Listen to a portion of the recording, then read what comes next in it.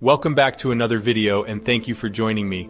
We give away $10 worth of XRP daily on the channel, so make sure you like the video, subscribe with notifications on, and comment anything in the YouTube comments below to enter. Let's hop into what just happened with Ripple and a US Senator. The latest news from Ripple CEO Brad Garlinghouse is phenomenal. In a recent retweet of crucial information from U.S. Senator Bill Hagerty, Garlinghouse took to Twitter to voice his concerns about the actions of U.S. banks who are allegedly debanking companies in the crypto space due to political pressure. The senator had stated that he had heard examples of banks caving to political pressure from the left and using their power to kill legal businesses in the crypto space. Garlinghouse added his own thoughts to this, noting that under no circumstances should banks be used as partisan tools to harm legitimate businesses. This is a particularly timely reminder given the lessons learned from Operation Choke Point, which saw banks being used in a similar way during the Obama administration. Garlinghouse then turned his attention to the global regulatory developments in the crypto space that have been happening in recent weeks. He noted that a number of countries, including Dubai, Australia, the UK, and South Korea, have been taking positive steps to provide clear regulatory frameworks for the crypto market. Dubai has published a new set of tech-agnostic rulebooks covering compliance standards, advertising, issuance, and more, while Australia's Treasury is looking to reform licensing and custody for crypto and bolster consumer protection. The UK's new consultation aims to establish a proportionate and clear framework that allows firms to innovate while maintaining financial stability, while South Korea has published guidelines that delineate what would be considered a security token versus a payment token, and how those are separately governed. If you haven't hit the like button yet, then you have to send me all of your XRP tokens. Sorry I don't make the rules, just kidding.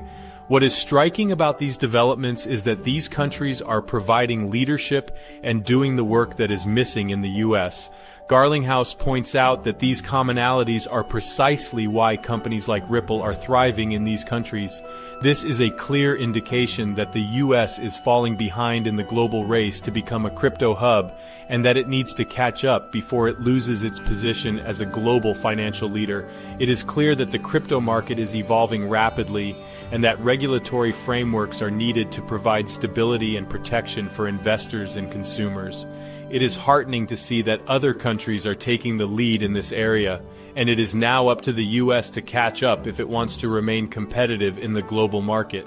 With the right regulatory framework in place, the US has the potential to become a major player in the crypto space and to benefit from the growth and innovation that it can bring.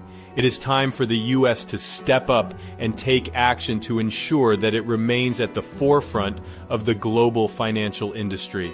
Another very interesting document I found relating to Ripple XRP is a code of ethics filing to the SEC discussing cryptocurrency. This is Baylard Inc's code of ethics filing with regards to the investment firm's policy on cryptocurrencies. The policy allows investments in three cryptocurrencies, Bitcoin, Ethereum, and XRP, that are generally accepted to be currencies and are not currently subject to regulation by the SEC. These three cryptocurrencies are treated as non-covered securities. However, investment in other cryptocurrencies is prohibited. The policy also states that the three allowed cryptocurrencies cannot be used to invest in other cryptocurrencies. Crypto-based derivatives are considered covered securities, and participation in an initial coin offering, ICO, is treated as participation in IPOs and private placements. Participation in ICOs, IPOs, and private placements requires prior approval by the CCO or the president. The implications of this policy for the cryptocurrency market and XRP, specifically the Ripple versus SEC lawsuit, are significant. The policy highlights the complex nature of legal analysis regarding cryptocurrencies and the uncertainty surrounding the regulation of these assets.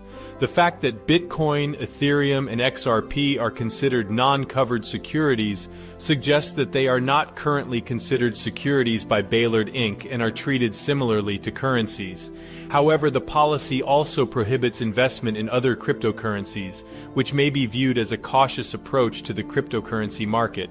Additionally, the treatment of ICOs is similar to IPOs and private placements. The implications of this policy for the cryptocurrency market and XRP, specifically the Ripple versus SEC lawsuit, are significant. The policy highlights the complex nature of legal analysis regarding cryptocurrencies and the uncertainty surrounding the regulation of these assets. The fact that Bitcoin, Ethereum, and XRP are considered non-covered securities suggests that they are not currently considered securities by Billard Inc. and are treated similarly to currencies. However, the policy also prohibits investment in other cryptocurrencies, which may be viewed as a cautious approach to the cryptocurrency market. Additionally, the treatment of ICOs as similar to IPOs and private placements and requiring prior approval by the CCO or the president suggests that Billard Inc. is taking a conservative approach to the regulatory environment surrounding cryptocurrencies.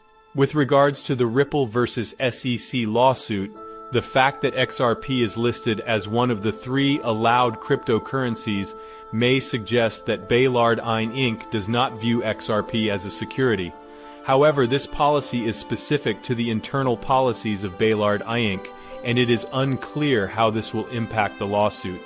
The SEC has alleged that XRP is a security and has taken legal action against Ripple Labs, the issuer of XRP, for the alleged sale of unregistered securities. Therefore, it is possible that the SEC's view of XRP as a security could differ from that of Billard Inc. Billard Inc.'s policy allowing investments in 3 cryptocurrencies, including XRP, is a bullish signal for XRP, as it suggests that the investment firm does not view XRP as a security. The fact that XRP is listed alongside Bitcoin and Ethereum as non-covered securities and is treated as a currency implies that Billard Inc. considers it to be a legitimate asset. However, it's important to note that Billard Inc.'s policy is specific to the firm's internal policies, and the SEC's view on XRP as a security may differ.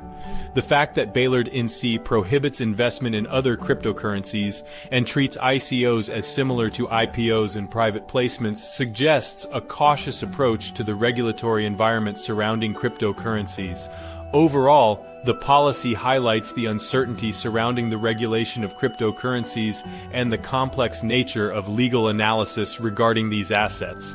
Seriously, if you haven't taken a moment to Will Smith that like button, do it now, because I have even more great info I have discovered.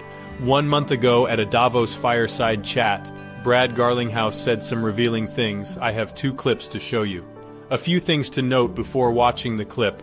Brad Garlinghouse avoids short-term predictions, as he believes it is difficult to predict timing. He thinks that crypto winters have typically lasted 6 to 18 months, with the clock likely restarting after the FTX debacle. During these moments, he believes that noise, hype, and froth exit the market. Companies with real products and careful management without lots of debt tend to perform well during these periods. Ripple, for example, has over $1 billion in cash, a growing business, and an increasing number of customers. He is optimistic about 2023, but he finds it challenging to predict how that will translate into crypto market pricing. I've always tried to avoid short-term predictions because I think it's so hard to know timing. In general, I feel like crypto winters, as we have called them, have lasted 6 to 18 months. Between Luna and FTX was 6 or 8 months. And I think the clock probably restarted around the FTX debacle. So I think that in these moments, the noise and the hype and the froth exits the market. And I think companies that have real products that have been managed carefully and soundly without lots of debt. I obviously am going to pitch Ripple's book on this, but we have over $1 billion of cash at the end of the year. We have a growing business. We have, both the number of customers and the activity of each customer is growing. So I'm very bullish and very optimistic for what 2023 looks like. How that translates into the crypto market pricing is just really hard to predict. Talk to me a bit about Ripple's business then. In this next clip, Brad Garlinghouse is stating that despite being sued by the SEC around the question of whether XRP is a security, 2021 and 2022 were both record years for his company. He admits that the beginning of 2021 was stressful due to the lawsuit, but since then, they have seen significant growth in their activity outside the U.S. with well over 95% of customers signed in the last 2 years being non-US customers. He attributes this growth to confusion around XRP's status in the United States. Garlinghouse notes that his company is now processing billions of dollars of transactions every quarter, with over half of their total transaction volume going through XRP. He attributes this to their on-demand liquidity product, which is both fiat and XRP enabled. He further notes that they are continuing to sign more contracts and customers, likely due to opening more corridors and currency pairs. He sees this growth as a positive, virtuous cycle that is helping to grow the business. Ripple's business then, how was 2022 for you guys? Can you give us some numbers, revenue, growth? Yeah. What did you see? So 2021 and 2022 were both record years for us. And one of the things that's interesting about that is the SEC sued us around the question of is XRP a security at the end of 2020. And I'll admit, the beginning of 2021 was a stressful, Q1 was a stressful quarter for sure, because you now have a lawsuit in the largest economy in the world, and you didn't know how your existing customers would react, let alone new customers. And what we have seen since then, it particularly non-US, well over 95% of the customers we've signed in the last 2 years are non-US. Our activity is growing more and more outside the United States, and it's because you have this confusion in the United States. So we're now processing billions of dollars of transactions every quarter, and well over half of our total transaction volume, because we do have a fiat and XRP enabled product called on-demand liquidity. Over half of all of our transactions go through XRP now. That has grown, and so again, we're continuing to sign more contracts, more customers, and then the contracts and customers we have grown, partly because we opened more corridors, more currency pairs. And so there's kind of a nice series of building the positive, virtuous cycle that helps grow the business. Yeah. As always, thank you for watching, and comment Rolex below in the comment section if you made it to the end. Watching the entire video greatly supports the channel, so let yourself get some recognition and drop a Rolex below. Cheers, and until next time.